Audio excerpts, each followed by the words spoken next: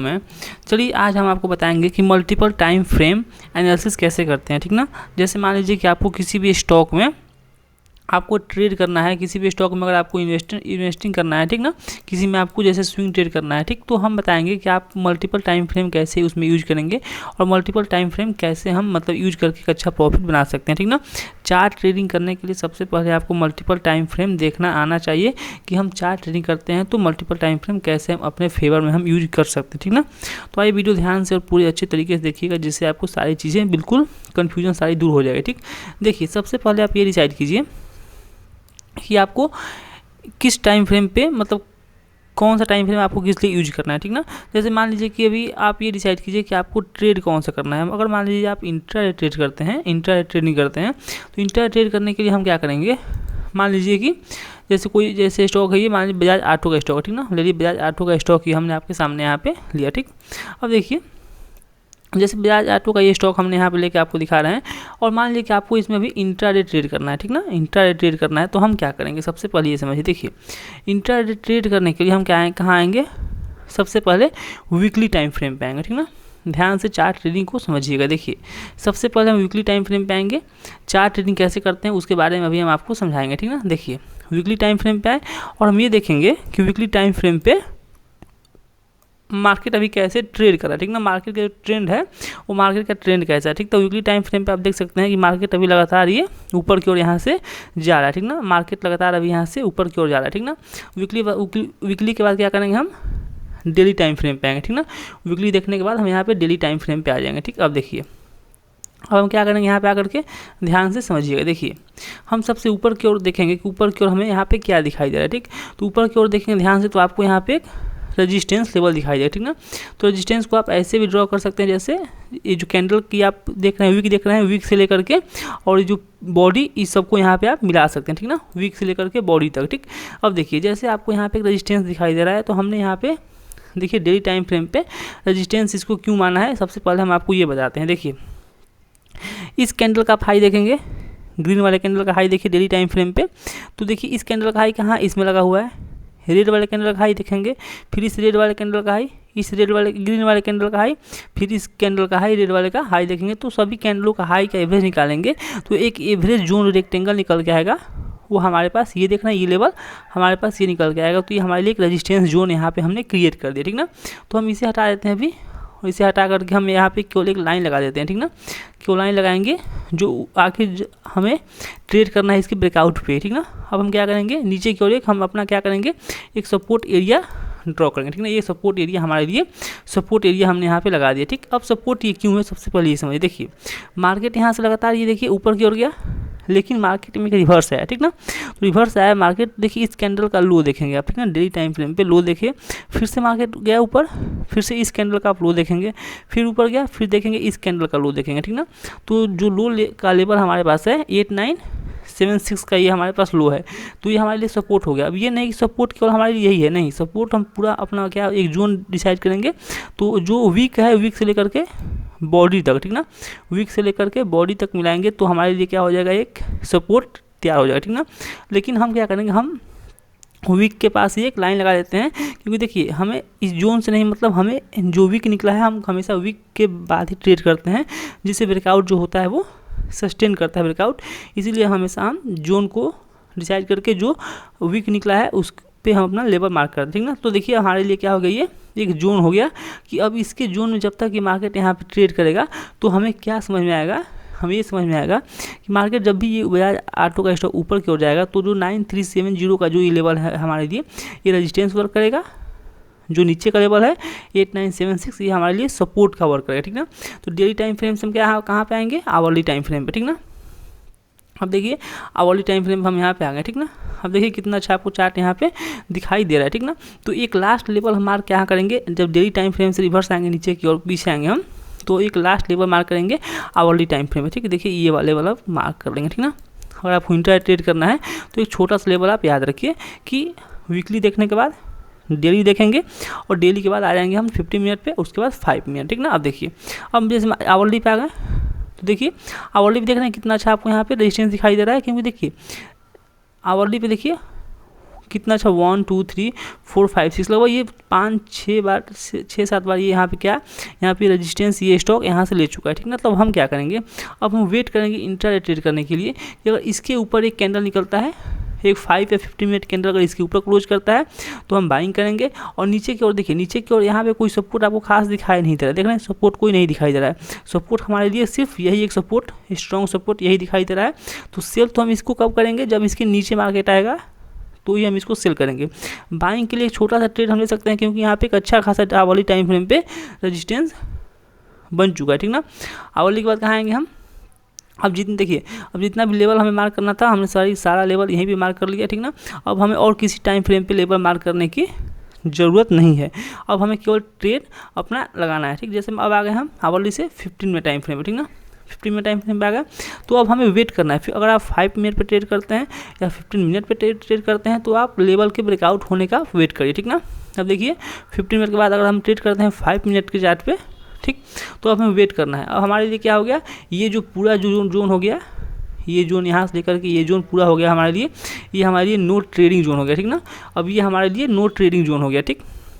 अब मार्केट कहीं भी ओपन हो, कहीं भी कुछ भी करे, लेकिन जब मार्केट जब तक इस जोन में रहेगा हमें नो ट्रेड करना है, ठीक ना। हमें इस जोन में कोई भी ट्रेड नहीं करना है। क्यों नहीं ट्रेड करना है, क्योंकि हमने बड़े टाइम फ्रेम पे से ला करके छोटे टाइम फ्रेम पे शिफ्ट किया है और हमने ये लेवल निकाल के ये बनाया है, अगर इसके ऊपर मार्केट एक 5 मिनट कैंडल क्लोज करता है तो हम बाइंग साइड जाएंगे, या इसके नीचे मार्केट आता है तो हम सेल साइड के लिए ट्रेड करेंगे, ठीक ना। इसे बोलते हैं मतलब मल्टीपल टाइम फ्रेम एनालिसिस।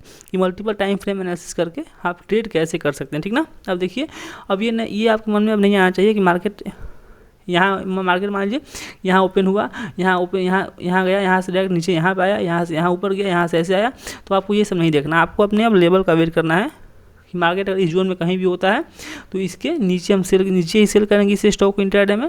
इस जोन में कहीं रहता है तो हम इसके ऊपर इसको बाइंग करेंगे, ठीक ना। इस जोन में कहीं ओपन होता है तो हम इस लेवल के ऊपर ही अब हम बाइंग करेंगे, जैसे इस लेवल के ऊपर ही हम इस स्टॉक को यहाँ से हम बाइंग करेंगे, ठीक ना। और देखिए टारगेट आप हमेशा 1:2-3 प्लान करिए। ऐसा नहीं कि देखिए टारगेट से स्टॉपर्स जितना छोटा हो सके उतना छोटा स्टॉपर्स ट्राई कीजिए।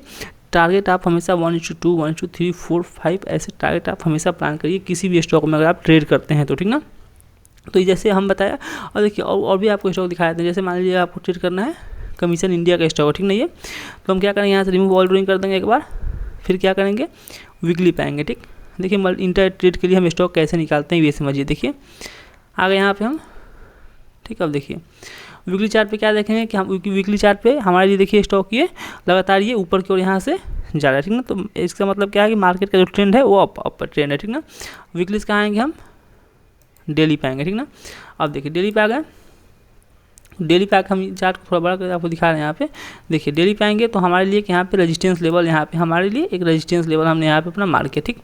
अब ये रेजिस्टेंस क्यों है आप सबसे पहले ये समझिए। देखिए जब हम इस सबसे हाई को मिलाएंगे और हाई से लेकर के इन सभी कैंडलों का हाई मिलाएंगे बॉडी, देख रहे हैं कि इन सभी कैंडलों का हाई देख रहे हैं 1 2 3, ठीक ना।